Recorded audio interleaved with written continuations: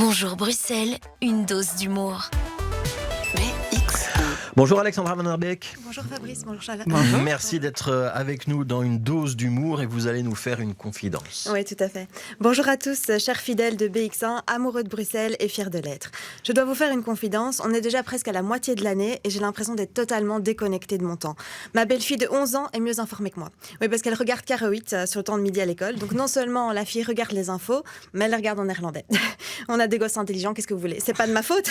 Moi j'essaye de la distraire avec des bêtises sur TikTok, mais elle a toujours une bonne excuse. J'ai un exposé à faire sur les volcans, je dois répéter mon concert de piano.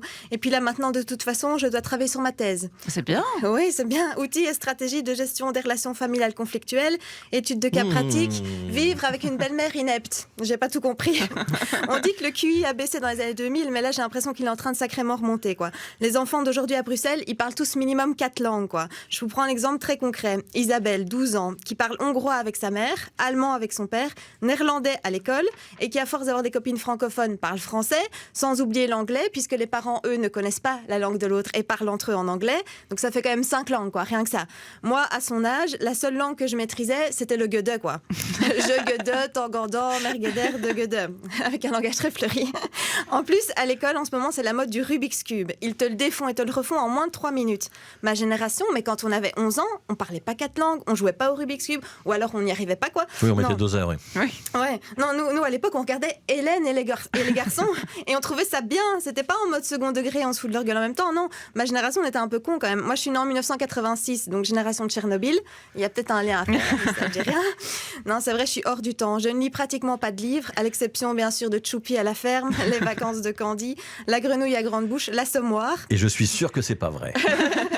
L'Assommoir qui marche bien pour endormir ses enfants d'ailleurs. D'accord. Et sans oublier bien évidemment les aventures de la Pat' Patrouille, dont je connais chaque membre en détail. Et j'ai pourtant fait de la résistance. Je n'ai jamais regardé un seul épisode de Pat' Patrouille, mais je connais tout. Ça me fait penser à mon ex. Et vous allez me dire, ah bon, c'était aussi un fan de Pat' Patrouille? Non, pire, un fan du RSCA. Sporting d'Anderlecht pour celles et ceux qui ont la chance de ne pas connaître. Avec mon ex à l'époque, je connaissais le nom de tous les joueurs. J'avais sans vraiment regarder, subi tous les matchs et l'après-match en long et en large dans la tribune. Mon ex était tellement féru de sport devant la télé, je précise, avec une bière dans la main, que quand il n'y avait pas foot, ce qui était rare mais pouvait parfois arriver, oui, parce que tu as le lundi la tribune, mardi Champions League, mercredi Europa League, jeudi Europa League, vendredi match des Diables Rouges, samedi championnat belge, dimanche championnat belge. Eh ben, il trouvait toujours quelque chose. Le tennis, le biathlon même. Alors ok, le concept ski mitraille était marrant, mais de là regarder ça pendant 2 heures d'affilée, il y a une marche, quoi. Et même une fois, j'ai un peu honte de vous le dire, on a regardé jouer des mecs aux fléchettes, quoi.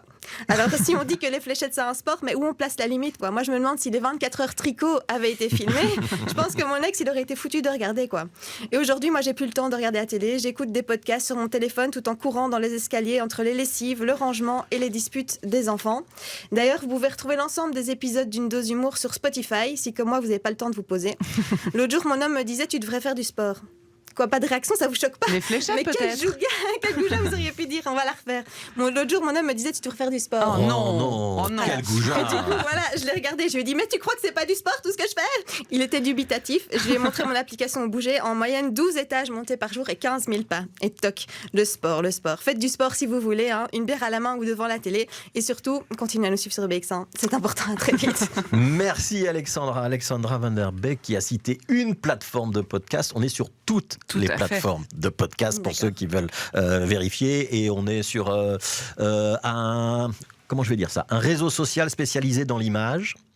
Tous les jours, on met la vidéo d'une dose d'humour. Et donc, ce soir, vous pouvez regarder Alexandra Van Der Beek, qui, j'imagine, partage aussi cette vidéo. Vous serez lundi prochain.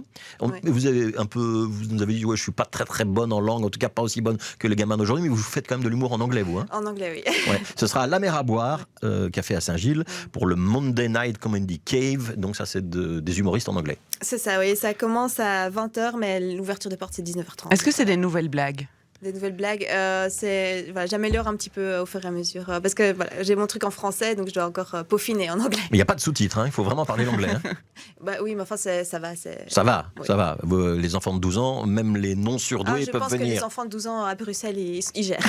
Ils gèrent bien. Merci Alexandra. C'était Alexandra Van Der Beek dans Une dose d'humour.